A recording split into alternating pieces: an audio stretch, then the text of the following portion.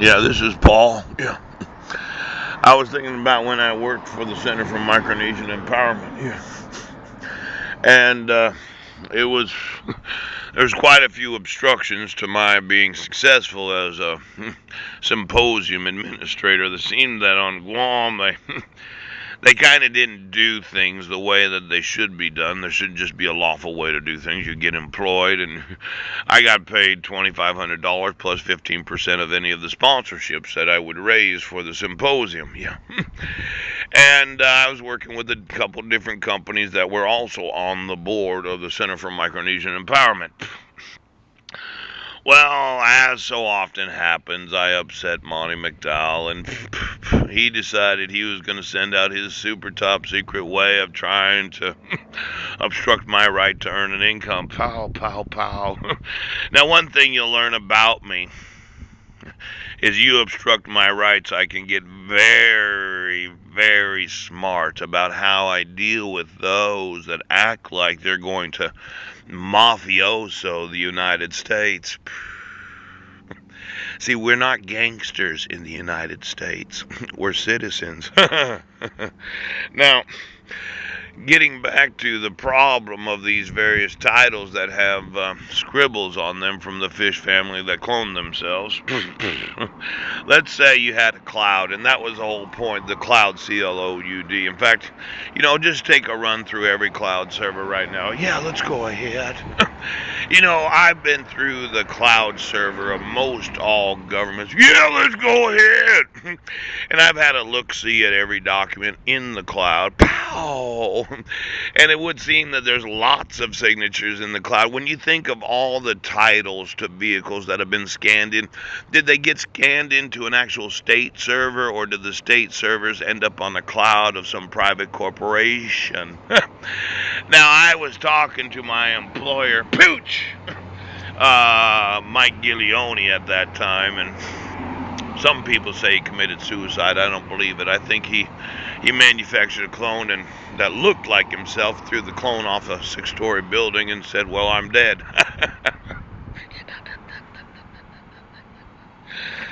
There's no easier way to get rid of any public official that's cloned themselves than to say their clone committed suicide and have them move to a far-off tropical island where there's one palm tree.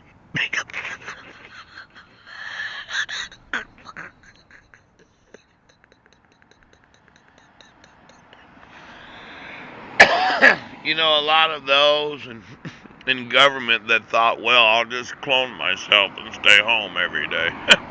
They forgot that when your clone commits suicide, you no longer have a job. Now, I know, on Guam, they called it the breadfruit island. There are trees that produce a type of fruit called breadfruit. Yeah. And I was befriended by a man that was in the plowing mafioso, and we used to spend a lot of time thinking. Well, it turns out he was having another Navy day, as he explained it to me, and he was going to get to spend about 3 years on Breadfruit Island all by himself. When you look at Micronesia, there's thousands and thousands of uninhabited islands, and the easiest way to get rid of a corrupt public official is have them commit suicide, throw their clone off the top of a hotel, and put them on a tropical island all by themselves. I never believed that Mike Giglione killed himself. I think he moved to Indonesia and was spending some time with a very attractive woman producing children. Now, let's say you're in oath of office and you just had to clone yourself, and you're like, well, what am I going to do now? We could have your clone commit suicide, have a fake fish family funeral, put you on a tropical island out there in the middle of Micronesia, and you can be a castaway.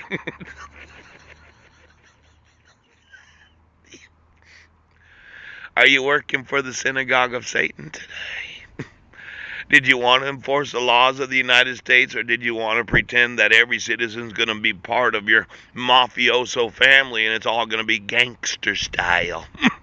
Now, when you think about Chicago, It could be, okay, that somebody's going to enforce the real laws of the United States today, because I can think of all kinds of ways to get rid of corrupt politicians without there being any trace of what happened to them except they committed suicide.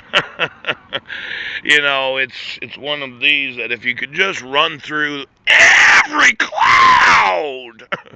When I was talking to Mike Giglione, my former employer that killed his clone and said it was his suicide so that he could go off and no longer be recognizable anywhere in the world. Hello. Uh, let's say there's a cloud on title. Any issue which casts doubt on the validity of a title. Let's say you put your scribble there because you're not a real human being. You're a clone, a fish twin, or a fish. And that casts a cloud on the actual validity of the signature of those that own any assets. It could be that the easiest thing you could do is just sell it to me for 50% off. I'm always looking for deep discounted properties and vehicles that I could pick up on the cheap. And when you know that you've signed any title of any property or any vehicle using that scribble clone signature, excuse me, the simplest thing you could do is transfer title to me. Now it happens that I have two very deep pockets.